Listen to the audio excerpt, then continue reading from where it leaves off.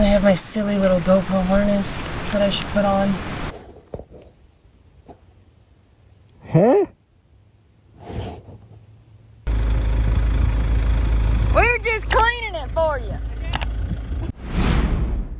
On April 19th, 2022, the YouTube channel Hannah Barron captured what began as a routine task on a quiet rural road.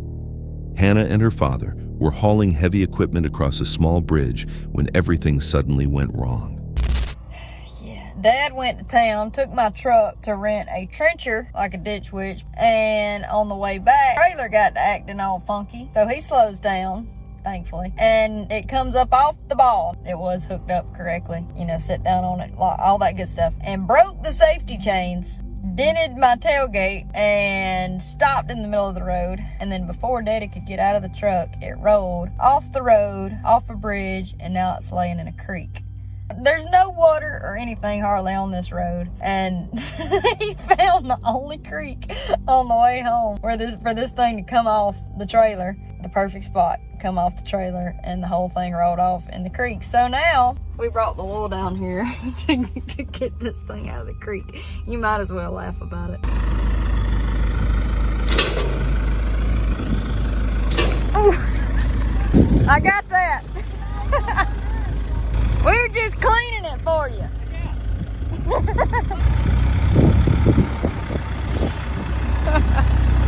Oh, gosh. Yeah.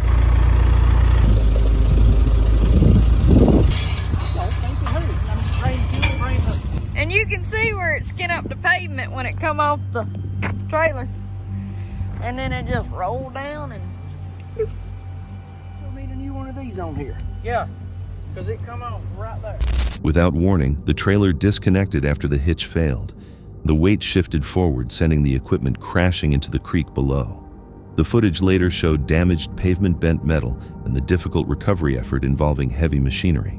Good morning, y'all. Throwing in a little disclaimer here. We figured out that it was a wore-out tongue on the whole trailer, so it wasn't really anything we did other than the tongue being wore out. Ended up coming off and broke the safety chains, and then dented my tailgate and busted my tail light. And I think my truck took the worst end of all of it, because the ditch witch, my dad and my cousin and some of the folks that work where we rented the ditch witch, they all got out here in the yard yesterday and drained all the water out of the oil and the gas and made sure it was still running good. And then Dad got up at daylight this morning and cut the trench for the water line that he'd, rented the thing for. They just took the trencher back, they hooked it further up on the trailer so it wouldn't fishtail so bad, hooked up more safety lines just to kind of limp it back up there to their place. Where it was hooked up was a little further back on the trailer, and it was making it fishtail even worse, which probably went into, it coming off. Hannah later explained that the accident wasn't caused by reckless driving. The equipment had simply worn down over time. An update the following day revealed that while some outcomes could have been much worse, there was still damage that couldn't be avoided. Many viewers found the situation unsettling, realizing that even experience sometimes isn't enough to stop accidents like this. On October 30th, 2025, the YouTube channel The Outdoor Gear Review, known for solo camping trips and outdoor testing, traveled deep into Pisgah National Forest. Luke Madison drove toward Brown Mountain to visit Wiseman's View, an overlook connected to mysterious lights reported there for more than a century. As darkness settled over the gorge, the atmosphere began feeling heavier, as though the mountain itself was quietly watching. And we are off, everyone, heading towards the Wiseman's View. And here we are, everyone. We have this city far off in the distance. This certainly complicates things. So the question is, are the Brown Mountain lights lights from the city, lights from vehicles and whatnot? It has been studied by scientists from all around the world, and everybody seems to believe something different. I'm not sure if the camera picked that up, but I did spot a light up in the sky over those mountains over there. It was really just for a second, and then it dissipated. One thing that I find really, really interesting about the Brown Mountain Lights and all that stuff. The Cherokee Indians, they were gone before white people came into the area. But yet, the people who lived here, they saw something. They experienced something too. And to this day, there's not a good consensus of what the lights are. As you can imagine, there's all sorts of theories, including gases coming up from the forest and somehow igniting. Some say it's car lights. It's peaceful up here. Peaceful and quiet. And I'll be honest, almost a little bit eerie. Go out into the middle of nowhere, hang out on the side of a mountain all by yourself for a few hours in the darkness, and then tell me how you feel. Wind moved through the trees while the night remained completely still. Standing alone at the overlook, Luke admitted the silence didn't feel calming. Instead, it made him more aware of how exposed he was in such an isolated location. Down below us is a massive gorge. We are right on the edge of it, on a cliff. It is massive. Certainly dangerous for those who are not prepared to go in there. There are hiking trails that go all over the place. Most of them are in pretty rough shape. It is very common for people to go missing out here. The last person that went missing that I'm aware of was a woman. That was last year or the year before. They found her vehicle at a trailhead, but she has vanished. While looking into the valley below, he mentioned a woman who had entered the area not long before and was never seen again. In a place this remote, someone could disappear without anyone noticing until it was far too late. Originally, I was going to camp out in this parking lot, but it is so windy. Why don't we drive down the road here and let's see if we could just find a simple campsite to pull off in. Something that's more sheltered than this.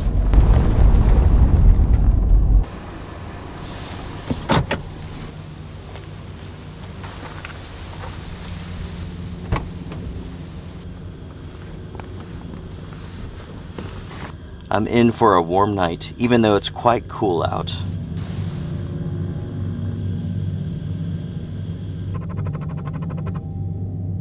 The heater ran out of fuel at the same time that the alarm went off. That's perfect. Later, Luke stayed inside the vehicle to keep warm as temperatures dropped through the night. By morning, the heater shut off right as the alarm went off. In conditions like these, heat can mean survival. Had it stopped earlier, the cold could have become dangerous before he even woke up. I mentioned last night the friend of my father's in that story. I will go ahead and tell you all that now. So when I was young, my dad, he worked at this factory with this other guy, and they became good friends. And they moved out to this area. Him and his wife, they had a daughter, and my brother and I, we would come over, hang out with them, and on occasion we would come out here to this area to do some camping and also to see if we could see the Brown Mountain Lights. Now, this couple, after their kid was grown, they separated, got divorced. He became like an official in the town that he lived in. He had a high-ranking position within the administration and all that stuff. He started dating a woman in the office. She had been divorced for 2 years. Her ex-husband, who lived in Europe, found out that she was dating some guy. He flew to the United States. He went to my dad's friend's office and shot him to death. How crazy is that? The ex-husband, the ex-wife, they hadn't spoken in 2 years. They had no connection, no relationship. On the drive home, Luke reflected on why the location stayed with him. The person who first brought him there later died unexpectedly, leaving the mountain tied to that memory. Some viewers believe the lights come from aircraft satellites or military activity, while longtime locals insist they move in ways that shouldn't be possible. If the explanation is ordinary, why do so many people describe the same unease? Jordan and Lisa, a van life couple who share their travels on YouTube, had spent nearly 5 days camping on Bureau of Land Management land near Bryce Canyon, Utah. Until then, their stay had been quiet and peaceful. On their final evening, they decided to finally launch their drone to film cinematic footage of the sunset and nearby mountains, something they had not done earlier in the week. What started as a normal filming session quickly became one of the most unsettling encounters they had experienced. As the drone rose into the air, the couple focused on capturing shots of the landscape. Good morning, guys. This weekend we are headed to Bryce Canyon. Do you want to see what happened last night? So do we have an interesting story for you? We were at our camp. We've been there for the past 5 days, and I haven't flown my drone at all, right? There's this guy that pulled in probably 4 days prior, and he's been parked there all week. Everything was cool, kosher. I got my drone out. I started filming the mountains. I'll show you some of that drone footage after this. And he comes over highly upset, saying that we were flying the drone over his campsite. Which, keep in mind, guys, this is public land. He came in hot too. He wasn't just like, "Oh, do you mind like not flying your drone? I don't like that." He was like, Yeah, cursing and like. Yeah, he didn't ask nicely. Honestly, I probably would have reacted different or responded differently if he would have came over and said, "Hey, you know, I understand you're flying your drone. Could you just not fly over the campsite?" That's not how he came in. He came in hot. He came in aggressive. Suddenly, a man camping across the clearing walked toward their van. Although he had been staying several hundred feet away for days, they had never interacted with him before. Without warning, he aggressively accused them of flying the drone over his campsite. Hey, is that your drone? It is. Sitting right over my camp? Oh. It's over here. I see it's over there. A minute ago it was over my camp. It literally hasn't gone past my head. Bullshit. It literally hasn't. Bullshit. I can show you my videos. Listen, I was just, that's Sir. where I'm staying. Don't fly your drone over You my think camp. I care about your camp more than these mountains? You want me to kick your Is that the best result? Is that the way you want to go? I mean, I'll go that way. I don't have a no problem one's with it. trying to We'll look put the into your drone away. camp. We'll put the drone away. I'm just trying to get these mountains. That's the answer. That's not Okay. the answer. I'm gonna get Hey, a f- off. You put the drone over my camper, I'm gonna kick your. That's fine. Look, the drone will not go beyond this fan. It has not a minute ago. Well, if it did, I apologize. But You f- off. I'm gonna kick your. So you get it Okay. over there again. yeah, You understand? sure, I understand. You had the right answer. Sorry about that. We'll put the. I'm He's not just putting trying to get the mountain. I'm just trying to get the mountain. I have nothing The to do with mountain's this. over there. Yes, look, You just had it over my camp. because I'm shooting going towards the mountain. I don't care what you're Going shooting. towards the mountain. We'll put Don't it put the drone over my camp. You understand? We won't put the drone over your. Just stop talking Do to you him. Stop understand? talking to him. Sir, I told you, You it don't want won't. to wipe your I up said up it off won't there, go sir. past the van. I Do said, it again, Sure, and I'll you up. sure. It You won't want go to do past. the mountain? Do the mountain. It won't go past the van. I already said that. Good answer. I said that before. Dude, I'll shoot the drone out of the air and I'll cut Sure, your ass. sure. I won't bring it towards your van. Good idea. Yes. I'm not putting the drone away. I'm getting my shot like I was in the first place. The man claimed they had invaded his privacy and insisted the drone had hovered above his camp. Something Jordan knew was false, since the drone never traveled beyond their own area. Jordan calmly explained they were filming the scenery, not the campsite, and reminded him that drones were allowed on BLM land. The stranger ignored the explanation. His behavior escalated into threats, personal accusations, and statements about shooting the drone down. Realizing how unstable the situation was becoming, Lisa stepped in to calm things down. Even though they believed they had done nothing wrong, she agreed with him where possible in hopes of ending the confrontation. After several tense minutes, the man finally walked away. But shortly afterward, the situation became even more concerning. Yeah, so we ended up just leaving that camp spot last night. It was just safer just not to stick around, and we left. Then he left, but he left his camper Yeah. there, which was sketchy. We're like, why is he leaving? And That's leaving another his reason. camper? That's another reason we left. Like, what is he gonna go get? So But yeah. we immediately packed up and left. Guys, I would have flown my drone for like 10 minutes. 10 minutes tops. You know, he's been there all week. We've been there all week and didn't get one drone shot. We were Yeah. just gonna get the sunset on our last night, and that was it. And you know us, guys. We stay on public land. It's not like he paid for this campsite. Like, everything was public. Like, he walked up to where we were camping with no problem, but he kept referring to his campsite as, like, his property. So I was like, okay. The man drove off in his vehicle while leaving his camper behind, making the couple question whether he intended to return or retrieve something. Not wanting to take the risk, they quickly packed their belongings, abandoned the campsite they had stayed at for days, and drove away into the night. The first thing we're going to answer is, were we in a national park? No, we weren't in a national park. We weren't in a state park. I was legally able to fly my drone where we were. We were on public BLM land. We were completely within our rights to fly where we were.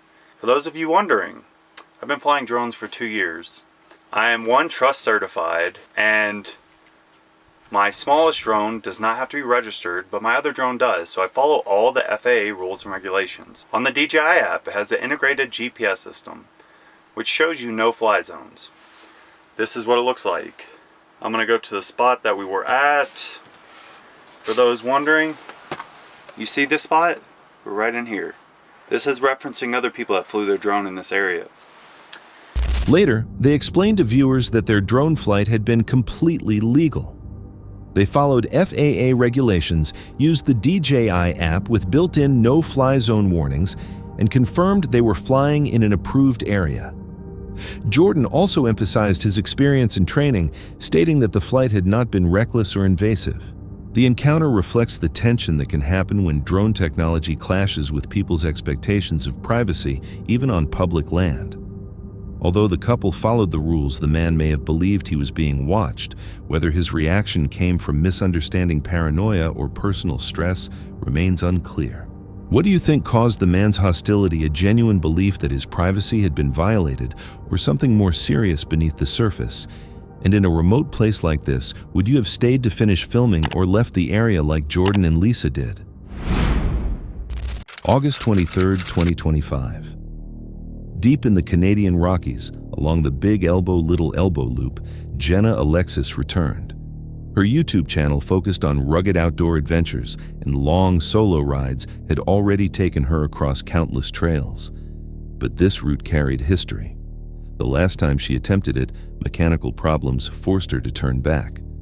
Now she was returning to the same terrain, and the same issues were about to happen again. Good morning. I had to cuddle up with my bike last night because it barely fits in here. Like, next to the bed, it takes up all the room. I had to take my cooler and bring it to the front and everything.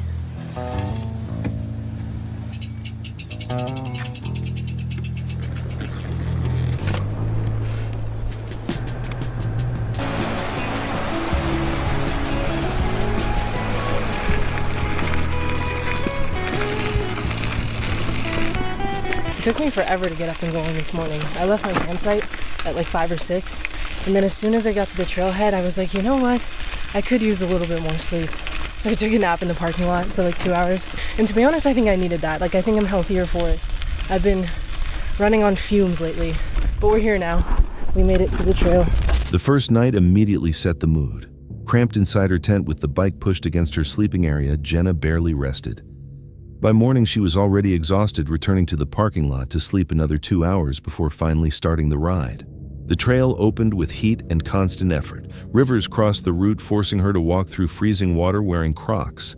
Then came endless, sharp rocks. Her heavily loaded mountain bike slowly started falling apart. Screws loosened, the rack shifted. She managed a temporary repair using a broken GoPro stick gauze and carabiners. Somehow it worked for the moment. That night, another problem surfaced. Last night was not one of my favorite nights. I was using my clothing bags as insulation from the ground because the ground was really cold. Then I had my pillow, backpack, and my legs were laying over my bike bags, which are super lumpy in the back.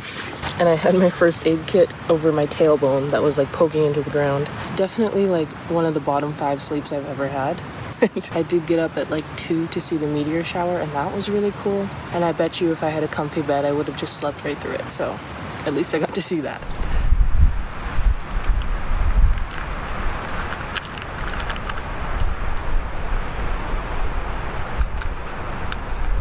Water bladder, like up and off the, just not dangling around. I have my silly little GoPro harness that I should put on to carry you with me. She realized she had forgotten her sleeping pad.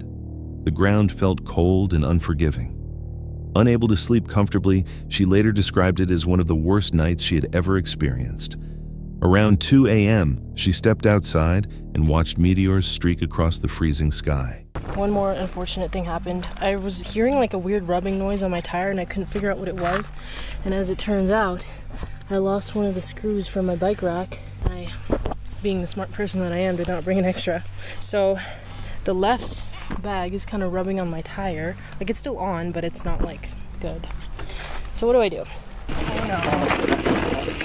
I hear some rubbing. Oh boy. It was going so well. What happened? Bro, you have got to be kidding me.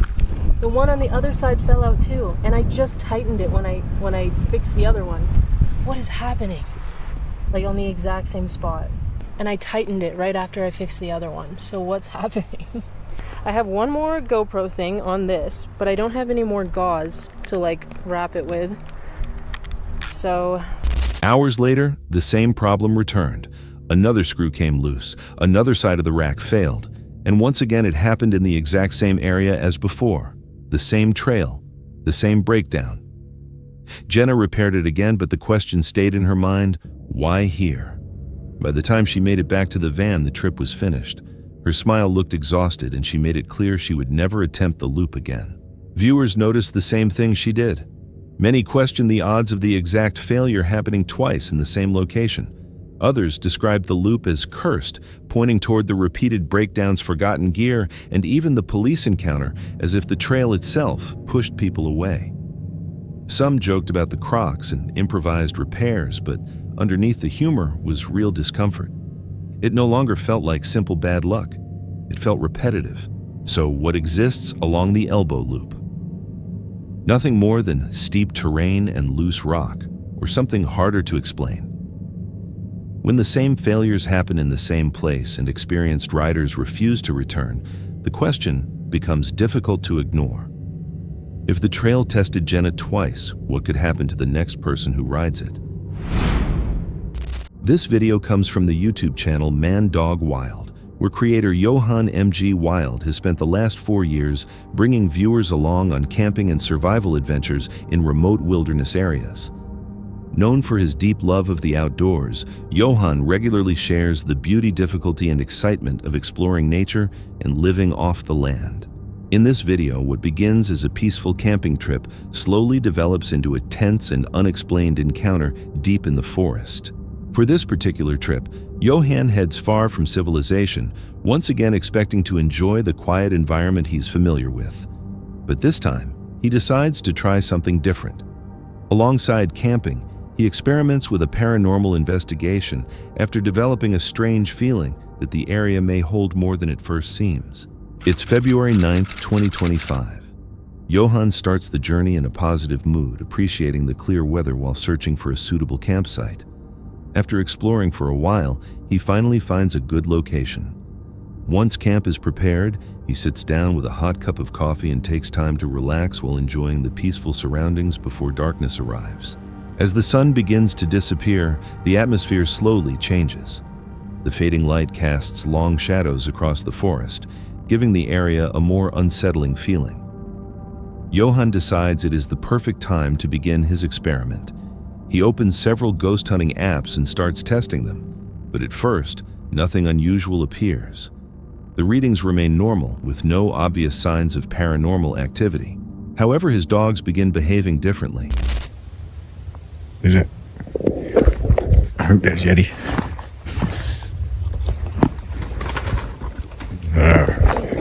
TC's off. She's gone.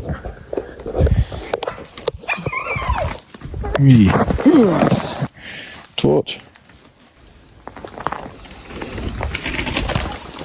Birds squeeze people down. Like, they're the things that startle you most out here. When the birds just take off, you just don't expect it.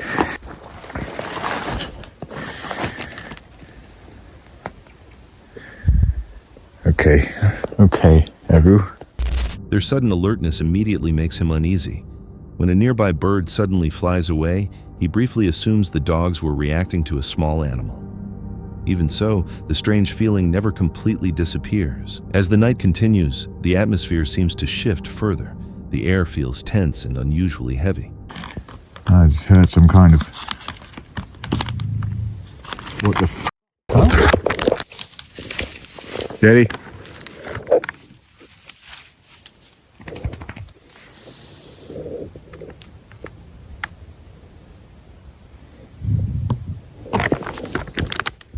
What's going on, Jeds?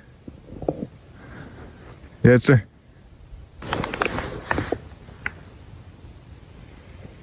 Okay, you find that funny? You find that funny?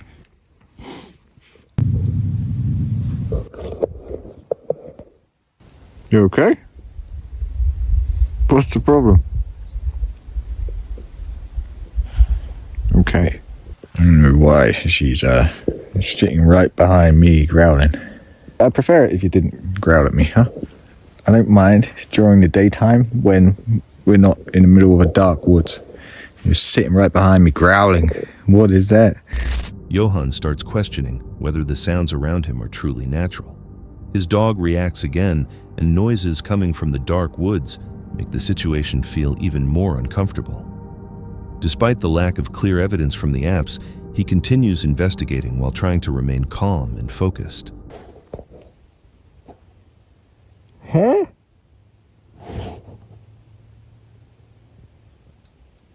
Ralph. Your name is what? Ralph. Good timing, Ralph. I was just concentrating on something. What is this? I'm not really right where I was about to sit. It's hair. Dark hair. Okay, Ralph. Are you the dark figure that was watching us within the woods the last time we were here? Eddie. Be alert, please. Walking around in there. We're right by this little trail. It's good. Can you explain to me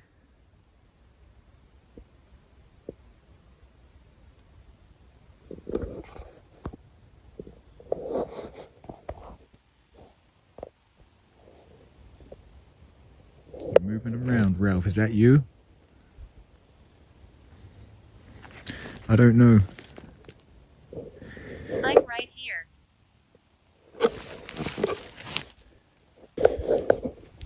That I don't know why the dogs aren't reacting to whatever's moving around in there. And why is that so zoomed in? Jesus, they are not reacting. So Ralph, you're right here with me. Do you want me to leave? Oh, it's such a bad headache. I can't leave. You can't leave. I know. So it was you I was speaking to earlier when you were saying you were stuck. Why can't you leave? Well, because you're stuck. Do you want me to leave? Okay. Is this someone else I'm speaking to? What is your name? Sinful. Sinful. It's dark. Definitely something walking around in there.